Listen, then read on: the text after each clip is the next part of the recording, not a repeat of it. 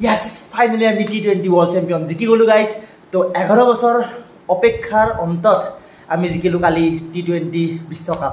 তো আহক অলপ আজি কথা পাতিম, অলপ মনৰ কথা শ্বেয়াৰ কৰিম। তো হেল্ল এভৰিৱান, আপোনালোকক পুনৰ স্বাগত জনাইছো মোৰ ইউটিউব চেনেললৈ আৰু এটা নতুন ভিডিঅ'। প্ৰথমে কৈ দিওঁ, যোনে ক্ৰিকেট প্ৰেমিক নহয় এই ভিডিঅ'টো আৰামছে স্কিপ কৰি দিব বা ডিসলাইক কৰি যি কৰে কৰিব, মানে তাত কোনো ক'ব লগা নাই। বা যোনখিনি ক্ৰিকেট লাভাৰ বা ক্ৰিকেট প্ৰেমিক বা মানে ক্ৰিকেট পাগল লাইক মইতো বহুত ক্ৰিকেট পাগল, নিজে ক্ৰিকেট খেলিছিলোঁ বহুত আগতে, মানে বহুত ক্ৰেজ আছিল ক্ৰিকেটৰ আগৰ পৰাই, তো এতিয়াও আছে, মৰালৈকে থাকিব।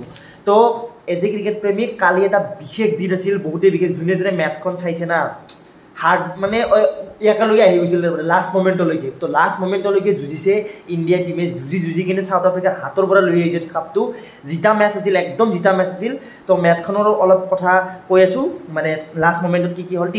30 ৰানত 30 বলত 30 ৰান লাগে, তেনেকুৱা মেটচ এখন জিতাটো ইমান ইজি নহয়, সম্ভৱেই নহয়। T20 আৰু T20 কিয় কাৰণ সম্ভৱ নহয়, কাৰণ T20 যি টি হৈ যাব পাৰে, তাৰমানে বহুত কোবাই খেলে না, মানে ফেয়াৰলেছ হৈ খেলে। তো সেইকাৰণে মানে অলপ ভয় খাইছিলোঁ যে হাৰিলাৰ, প্ৰায় মোবাইল থৈ দিছিলোঁ আৰু। মোৰ ভাত চাত হৈ গৈছে গাইছ, সঁচা মানে পাগল হৈ গৈছোঁ, কি কৰোঁ কি হ'লে এৰেন আৰু। মানে বেয়া লাগিছে কি ৱৰ্ল্ড কাপটো আমি যিহেতু হাৰিলোঁ, আৰু হাৰিছোঁ 2023 আৰু সেই সিদিনা বহুতে বেয়া দিন আছিল, বিশেষকৈ যিহেতু মানে এটা হোপ আছিল যে জিকিব ইমান বছৰ পিছত। এইটো এটা লাষ্ট হোপ আছিল যে T20 এটলিষ্ট ইণ্ডিয়াত তাতে আহিব ট্ৰফিটো, T20 ৱৰ্ল্ড চেম্পিয়নৰ ট্ৰফি। টাৰ্ণিং পইণ্ট কেতিয়া আহিল জানানে মেটচখনৰ, যেতিয়া সূৰ্য কুমাৰ যাদৱে কেটচটো ধৰিলে। সকলোৱে কৈ আছে এইটো কথা, অনেষ্টলি কৈ আছোঁ, টু বি ভেৰি অনেষ্ট। এনেকুৱা কেটচ এখন ফাইনেল মেটচত ধৰাটো ইমান সহজ কথা নহয়, ইমান প্ৰেছাৰত। আৰু বাকী বলিং লাইন আপ, বুমৰা হওক, আৰচিদীপ হওক, বাকী স্পিনাৰকেইটা কোব খাইছে বাৰু কালি, বাট ছেমি ফাইনেলত বহুত ভাল বলিং কৰিছে। যিয়ে নহওক বলিং লাইন আপ হ'ল, বহুতে মানে তাগৰা বলিং কৰিছে। আৰু স্পেচিয়েলি হাৰ্দিক পাণ্ডিয়া উফ, ৰেচপেক্ট ছাৰ ৰেচপেক্ট। যিটো মানুহ ইমান ট্ৰল খাইছে IPL-ত, আৰু নিজৰ ফেমিলি ইছ্যু হৈ গ'ল ইমান, তাৰে পৰা মানে 6 মাহ মানে বহুত কিবা কিবি ফেচ কৰিছে, নিজেও কৈছে কমেণ্ট্ৰিত, মানে সেই সোধোতে। তো সেই প্ৰেছাৰটো বোলে তাৰ কালিৰ দিনটোত মানে চব ফুলফিল হৈ গৈছে, আৰু সেই যোনখিনি মানে বেয়া টাইম আছিল সেই মোমেণ্টখিনি, তো কান্দি দিছে লাষ্টত সঁচা। বাকী আহিল বিৰাট কোহলিৰ কথা, দ্য কিং কোহলি। ভাষা নাই বিৰাট কোহলিৰ বিষয়ে কিয়ে ক'ম আৰু, মানে আমাৰ দৰে আমিতো সৰু মানুহ হয়, মানে তেখেতৰ কথা ক'বলৈ আৰু সঁচাকৈ ক'লোঁ। ইমান ইনিংছত ৰান কম কৰি আহিছে, চবেই ট্ৰল কৰিছে যে বিৰাট কোহলি কি কৰি আছে, অপেনিঙত পঠাবই নালাগে, 3-4 নম্বৰ লাইন আপত পঠাব লাগে, কিন্তু অপেনিঙত যাই কিনে ৰখি আছিল। মানে কি জানে, বাঘে শুই থাকিলে চিকাৰ কৰা পাহৰি নাযায়, তো সেইটো কথা মানে প্ৰমাণ হৈ গ'ল। তো ফাইনেলকলৈকে ৰখি আছিল, ফাইনেলত দেখিছেনে কি ধুনীয়া এটা মানে সেই কৰিছে, ৰান লৈ গৈছে, ইণ্ডিয়া টিমক বাচাইছে। আৰু যিটো মানে কম অভাৰতে কম ৰানতে 3টা উইকেট ডাউন হৈ গৈছিল, কিছুমান সেই হ'লে প্লেয়াৰ হ'লে প্ৰেছাৰাইজ হৈ গ'ল, সেই মানে হেণ্ডেল কৰিছে নিজকে। ন' ডাউট বহুত বলত মানে বহুত ৰান সেই কৰিছে, আৰু কিন্তু সেইটো মেটাৰ নকৰে, খেলাখনতো ৰাখিছে না। আৰু অক্ষৰ পেটেল বাপু ক'বই নালাগে, বলিংটো মাৰ খাইছে বাদ দিয়ক, বাট বলিং লাইন আপটো অলপ মানে সেই হৈছে, আৰু ৰান মানে মাৰ খাইছে, বাট তথাপি ৰানখিনি যিখিনি কৰিছে সেইখিনি বহুতখিনিয়ে মানে হেল্প হৈছে আৰু টিমটোৰ কাৰণে। কাৰণ 176 টাৰ্গেট নিদিলে, মানে 170ৰ আপত নিদিলে অলপ মানে দিগদাৰ আছিল জিতাটো। কাৰণ চাউথ আফ্ৰিকাৰতো বেটিং লাইন দেখিছে কিমান কোবাইছে, কেনেকৈ লৈ গৈছে। যদি লাষ্ট টাইমত সেনেকৈ মানে প্ৰেছাৰাইজ নকৰিল হয়, মানে অলে যোৱা মেটচ আৰু হাতৰ পৰা সেইখন মেটচ জিতিছে।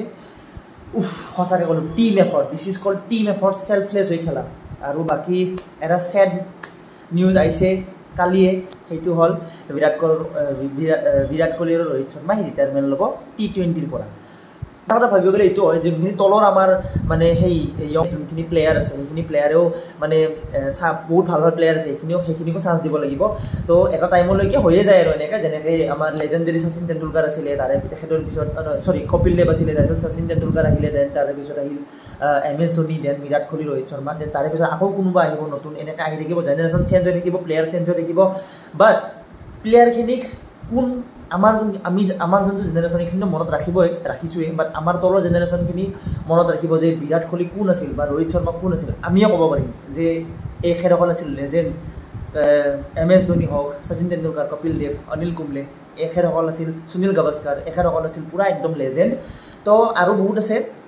তো আৰু এটা কথা কওঁ, বহুত প্লেয়াৰ এনেকুৱা আছে, বহুত লেজেণ্ড এনেকুৱা আছে যোনে কি বহুত মেটচ খেলিছে, বাট ৱৰ্ল্ড কাপ হাতত ল'বলৈ মানে ভাগ্য নহ'ল, সক্ষম নহ'ল। তো 4টা মানে কাপ লৈ পেলাই ৰিটায়াৰমেণ্ট ল'লে বিৰাট কোহলি T20ৰ পৰা আৰু ৰোহিত শৰ্মায়েও বেছি কাপ লোৱা নাই বাৰু ৰোহিত শৰ্মাই কিন্তু বিৰাট কোহলি মানে 4টা কাপ লৈ পেলাই কিনে ৰিটায়াৰমেণ্ট ল'লে আৰু লাষ্ট ৰিটায়াৰমেণ্ট মেটচখন দুজনে ৰোহিত শৰ্মা আৰু বিৰাট কোহলি উইনাৰ হৈ কিনে মানে জিতি পেলাই ৰিটায়াৰমেণ্ট লৈছে ইয়াতকৈ আৰু সৌভাগ্য কি হ'ব পাৰে সঁচাকৈ কালি বহুতে কান্দি দিছে একদম মই বহুত ইম'চনেল হৈ গৈছিলোঁ লাষ্ট টাইমত আৰু গাইছ আৰু এটা কথা IPL খেলক লৈ মানে IPLৰ খেলা মানে গেম কেইখনক লৈ ইণ্ডিয়াৰ প্লেয়াৰক জাজ কৰাটো মই মোৰ ফালৰ পৰা সেই বুলি নাভাবোঁ মানে গ্ৰহণযোগ্য নহয় আৰু কিয় গ্ৰহণযোগ্য নহয় IPLখন এটা বেলেগ হয় এটা বেলেগ বস্তু হয় বাট ODI আৰু T20 হওক সেইটো অলপ বেলেগ ফৰ্মেট হয় IPLটো অলপ বেলেগ হয় IPLটো মই ইমান লাইকো নকৰোঁ মানে চাওঁ মেটচ ন' ডাউট বাট ইমান এটা লাইক নকৰোঁ আৰু বাট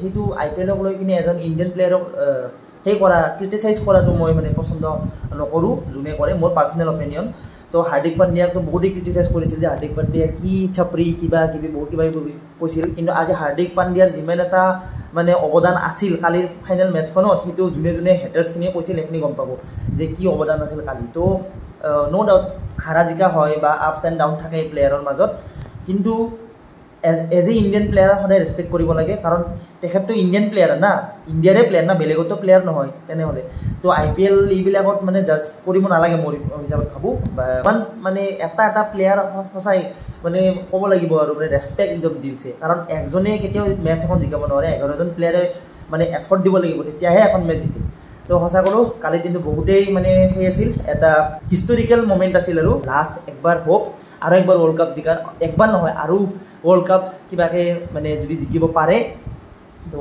আশাবাদী আৰু এইবাৰ একবাৰ খালি ৱৰ্ল্ড কাপটো মানে মৰাৰ আগত চাব খোজোঁ আৰু জিকাটো আৰু এটা আমাৰ গুড নিউজ দিব খুজি আছোঁ মই কোনেও ক'ব নোৱাৰে যে অসমৰো কোনো ক্ৰিকেটাৰ নাই এতিয়া অসমৰ ক্ৰিকেটাৰ হৈ গ'ল যোনে ইণ্ডিয়াৰ টিমত খেলিব সেইটো হ'ল ৰিয়ান পৰাগ বেষ্ট উইচেছ থাকিল ৰিয়ানলৈ অসমৰ হৈও বহুত গৰ্বিত যে মানে অসমৰ পৰা কোনোবাই খেলি আছে ইণ্ডিয়াৰ টিমত আশাবাদী বহুত ৰিয়ানক লৈ সকলোৱে কেনেকুৱা খেলিব বাকী IPLতো বহুতে ধোৱা ধাৰ খেলিছে আশা কৰোঁ এতিয়াও ভাল খেলিব জিম্বাবুৱেত আছে চিৰিজটো ৱেষ্ট ইণ্ডিজৰ লগত তো লেটছ চি কি হয় তো এট দি এণ্ড বহুত বেছি দীঘলীয়া নকৰোঁ ভিডিঅ'টো তো thank you team India thank you so' much world কাপটো জিকোৱাৰ কাৰণে ইমান ফেয়াৰলেছ হয় খেলাৰ কাৰণে তো থেংক ইউ ছ' মাছ তো thank you team India Bharat মাতা কি জয় হিন্দ